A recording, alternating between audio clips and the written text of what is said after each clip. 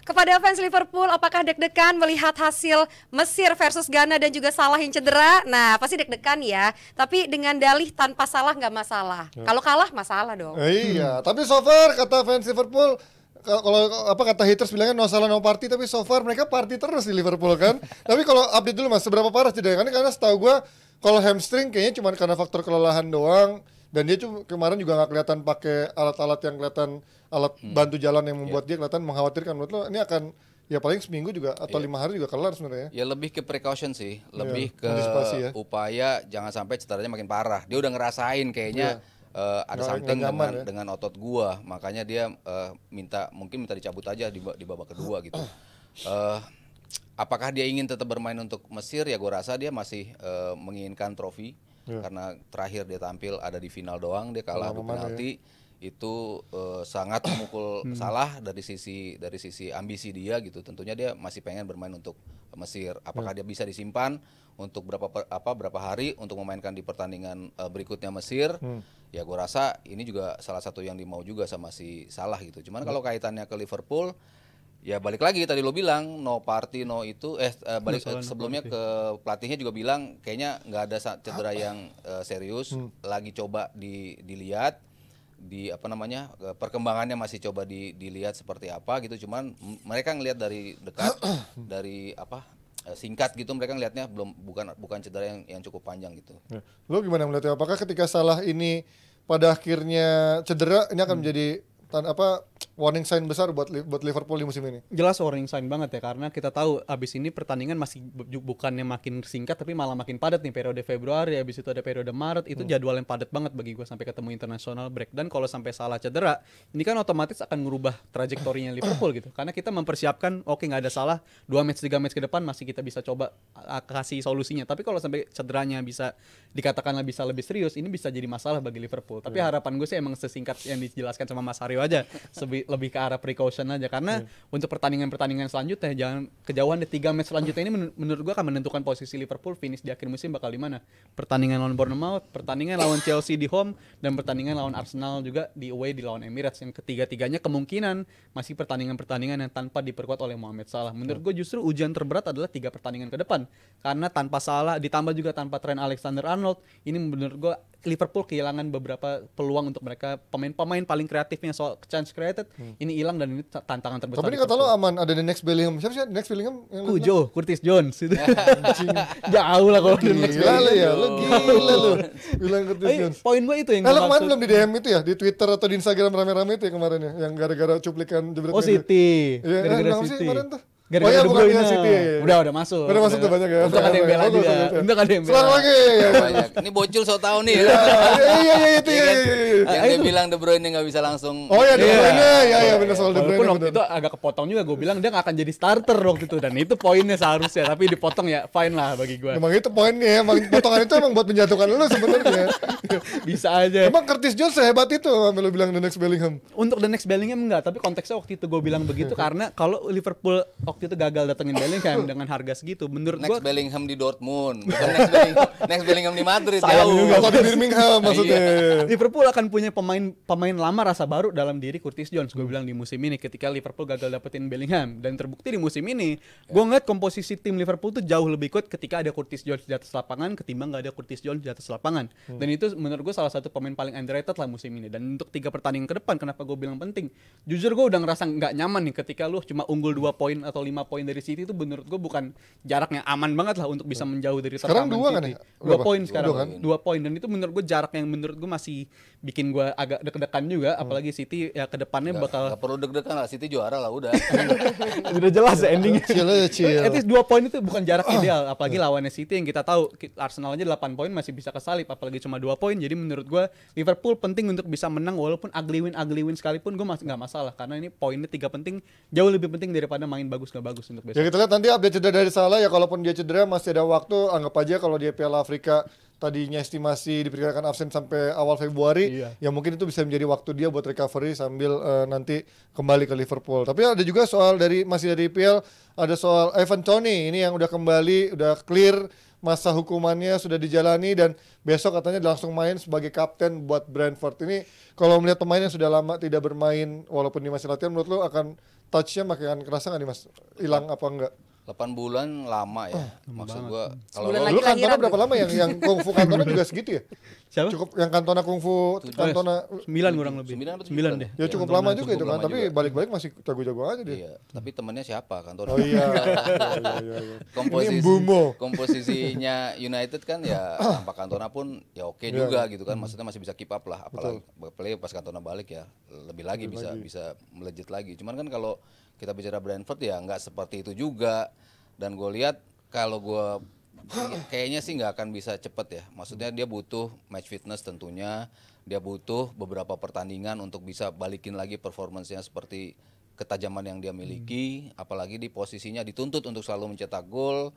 Itu kan begitu lu nggak cetak gol dalam 2 pertandingan itu kan akan sangat memberatkan dia lagi gitu. Jadi gue nggak ngelihat ini pemain bisa langsung ngecun gitu, kecuali dia De Bruyne mungkin beda gitu ya kualitasnya, teman-teman di sebelahnya dan dia pribadinya sebagai seorang pemain yang emang super gitu ya beda kalau dia bisa comeback gitu. Cuma kalau Toni gue belum lihat dia bisa memberikan apa yang dia berikan sebelum dia Atau mungkin menuju lawan Palace kan masih ada waktu sampai bursa transfer tutup. Kalau dia misalkan gacor buat Arsenal gitu, wah Ivan Toney kita harus beli nih 80 juta deh. Menurut lo ini akan menjadi opsi yang menarik gak sih Ivan Toney ini buat tim-tim lain? Gue selalu bilang Ivan Toney ini menarik karena dia salah satu pembeda lah di squad Brentford yang menurut gue mainnya biasa aja apa adanya, tapi dia selalu bisa jadi pembeda. Tapi yang mengganjal bagi gue itu harganya, price tag segitu gue agak selalu nggak yakin dengan price tag harga segitu.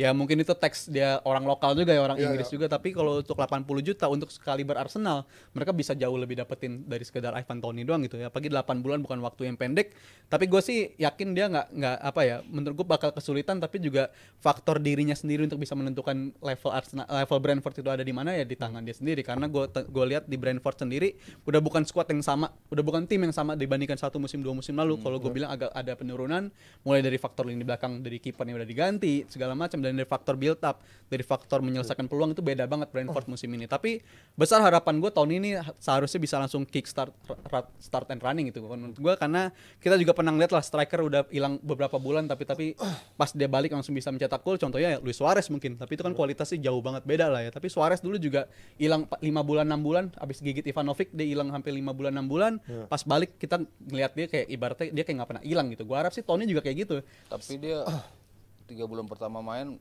masih nggak bisa bikin gol. Siapa? Si Suarez. Luis Suarez kan langsung ini mas yang di musim jadi juara tuh Liverpool tapi yang ini di yang pertama 3 bulan pertama ini bisa cetak gol. yang Liverpool bukan yang Barcelona ya, yang Liverpool. Kalau yang Barcelona kan gigit Barcelona dong. Itu Cielini, gigit Cielini. Kalau yang gigit Ivanovic Ivanovic yang masih Liverpool. Masih di Liverpool itu kan juga, tapi itu kan waktu yang lama. Tapi at least kalau bagi seorang striker, menurut gue modelnya kayak gitu. Lu fokus aja di kotak penalti, lu selesain peluang-peluang yang ada, karena itu emang ya udah kehilangan. Si Brentford ini kehilangan sepanjang musim berjalan, itu kehilangan banget faktor dia. Mbemo ngebuat juga 8 bulan. Iya lama banget. Mbemo cuma nge-build up tapi nggak ada end produknya, itu menurut gue jadi masalah. Kenapa Brentford akhirnya musim ini ada penurunan lah dibandingkan musim lalu. Tapi kembalinya Brentford, gue harap Tony bisa langsung instant impact lagi untuk squad. Untungnya sih bukan karena cedera ya. Maksudnya kan kalau yang daftar panjang tapi cedera mungkin beda susah gitu pas comeback gitu. Tapi dia ya nggak cedera, faktor non teknis, ya moga-moga aja dia bisa itu. Tapi masa dibandingin sama Suarez kan waktu dihukum latihannya lawan timnas Indonesia ya? Oh Evan Dimas. Waktu di Barcelona. Iya bener. Bisa aja nih saya. Tapi kalau menurut ketika memang Arsenal akhirnya nggak dapat Benzema, dia kan opsinya makin mengerucut lagi ya, mengerucut lagi, tinggal Solanke, Ivan Toney. Menurut lo ya Toney bisa dikejar nggak sih? Tapi apa karena faktor duitnya nggak mungkin buat Arsenal untuk membeli, walaupun mungkin bisa disusutin gitu 5 tahun 80 juta dibagi 5 tahun gitu. Iya, cuman kan ketika Chelsea begitu kan akhirnya mulai dilarang tuh structure yang kalau di 5 tahun masih bisa, di atas 5 tahun di atas 5 tahun, di atas 5 tahun tuh ya 80 juta dibagi 5 tahun masih oke lah. Ya nggak tahu juga sih, tapi kalau dia angkanya di 80 itu kemarin gue baca Arsenal tuh masih harus ngeluarin beberapa pemain. Dia nggak bisa tanpa ngeluarin pemain datengin Tony. Mereka maunya minjam, cuman kan minjam yang gue jelasin itu kan keterbatasan, mereka tidak bisa meminjam dari klub yang sama di musim yang sama. Itu jelas tidak memungkinkan mereka untuk mendapatkan Tony gitu. Cuman kalau mereka bisa benahi masalah keuangannya, jadi bandingkan Solanke kan udah kebukti dari tim kecil ketika dia datang ke tim gede nggak bisa perform. Di Liverpool kebukti kayak gitu. Cukup banyak juga lah pemain-pemain Inggris yang datang ke tim besar tidak bisa perform. Salah satunya ya mungkin si Andy Carroll Liverpool. Carroll ke Liverpool juga. C. Adams, saya banyak lah pemain-pemain. Terus si dari Southampton juga di Liverpool, siapa tuh sebelumnya? James Beattie.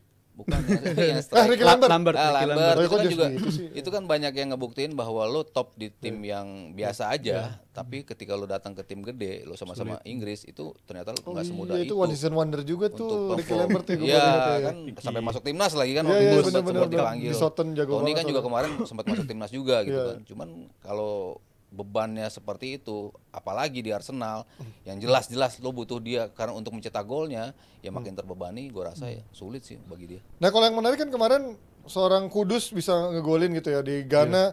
Ini kok pemain yang justru punya karakter bisa untuk masuk tim besar menurut gue. Tapi kok akhirnya kemarin nggak diincar sama MU, malah milih Anthony gitu. Terus juga sempat disukan sama Chelsea juga, akhirnya nggak dibeli juga. Menurut lo Kudus punya karakter untuk bisa main di tim besar nggak mas? Menurut lo? Punya. Bagus Maksudnya ya. kalau ngelihat dia main Di West Ham ya sekarang. di West Ham Sama di dengan Ajax. dia bisa masuk dari tengah, dia di kanannya juga luar biasa, dribblingnya bagus, akselerasinya oke, one on one-nya juga bagus, tembakannya, akurasinya juga oke. Sebenarnya pemain cukup lengkap dan kalau gua suruh milih Anthony sama Kudus, pada waktu itu gua milih Kudus gitu kan, kayaknya sempat ngincar Kudus juga kan si Iya, MU MU kan? juga dikaitkan juga sama Kudus. Iya waktu itu kan gua rasa gua kalau memilih ya gua harus milih Kudus gitu.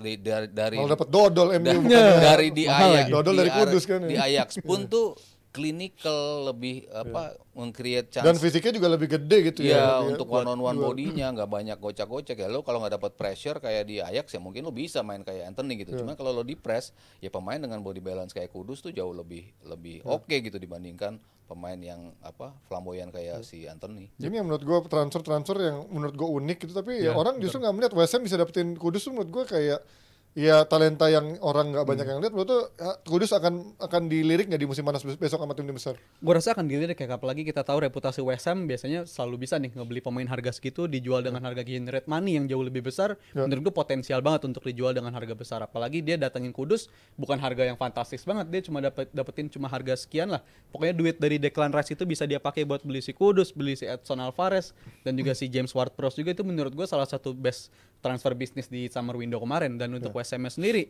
gue ngeliat ketika dia ngerasain si Antonio-nya mulai decline untuk pemain pentingnya dia itu si Antonio untuk nyelesain peluang, dan dia lebih mengorbitkan si Bowen kadang main sebagai striker di tengah, dia justru bisa bisa menemukan posisi yang pas untuk si Kudus ini. Ya karena emang kualitas individu dia bagus, dia bisa nge-cover area yang lu biasanya main sebagai RW, sekaligus sebagai CM dia bisa nge-cover area segitu luas gitu. Jadi gue ngeliat salah satu pemain paling penting di sistemnya David Moyes sekarang, walaupun di liga kadang naik kadang turun, tapi kalau di kancah-kancah Europa League kan dia terbukti sekarang masih mulus-mulus saja gitu. Jadi gue ngeliat faktor Kudus ini benar-benar pembelian cerdik, sekaligus kecerdikan dari transfer manajemen West Ham ketika dia bisa early detected kalau si Antonio ini bakal decline dan dia bisa memanfaatkan pemain-pemain seperti Bowen, habis itu si Kudus yang justru beda banget. Ini kan Antonio tadinya tipikal duel bola udara duel, dan sekarang digantikan sama pemain yang lebih teknikal, lebih flair, lebih stylish, itu malah bisa ketemu.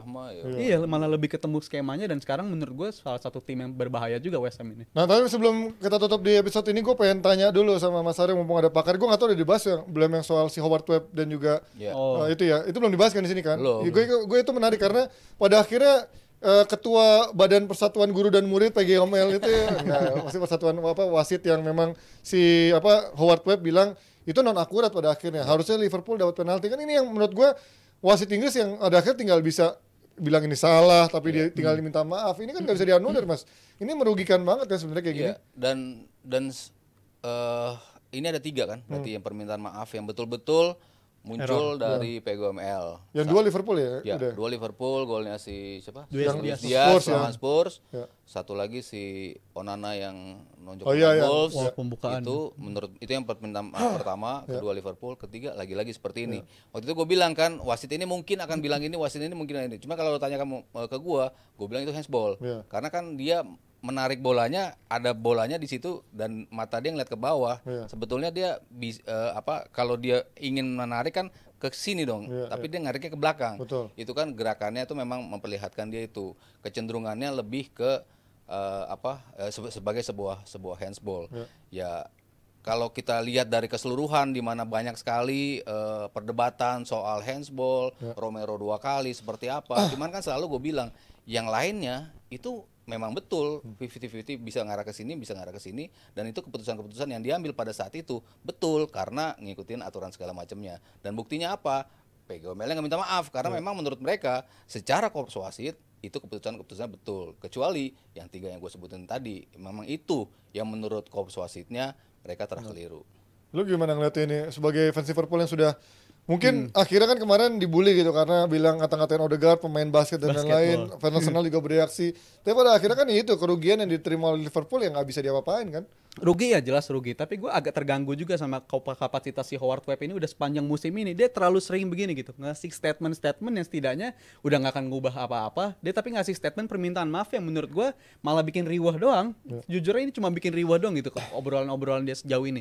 Dia udah berkali-kali ya udah ngasih ucapan maaf, dia ucapan maaf begitu segala macam. Atau menganulir bilang ini salah ya. Iya, dan dia ngelakuin kayak gitu menurut gue nggak ada pentingnya sama sekali. Dan kalau kemarin kasusnya Odegaard, ya betul emang sebenarnya ada law-nya juga yang waktu itu kita sempat bahas juga sama coach law di FA-nya juga. Tapi yang jadi penekanan di sini, oke law-nya beneran ada dan itu bisa dikatakan handball apa nggak handball. Tapi di pernyataan Howard Webb, kenapa itu dikatakan sebagai sebuah handball? Karena ada advantage yang menurut gue itu advantage yang masa iya sih udah ada peraturan pakemnya, udah ada peraturan law of the game-nya, tapi bisa ditentukan sama advantage sama nggak advantage-nya gitu. Karena faktornya si Odegaard itu dia oke kalau peraturan bisa dikatakan nggak handball, tapi secara advantage itu menguntungkan dari faktornya Odegaard-nya dan merugikan Liverpool-nya. Dan menurut gue ini salah satu faktor kelemahan dari peraturan yang ada karena hukumannya udah ada, peraturannya udah ada. Tapi apa yang bisa mengubah itu ya advantage nggak advantage yang menurut gue tuh agak mengganggu banget sih. Paling nggak Web tuh bisa nunjukin di tengah banyaknya perdebatan yang selama ini ada yang orang mengatakan setiap pekan pasti ada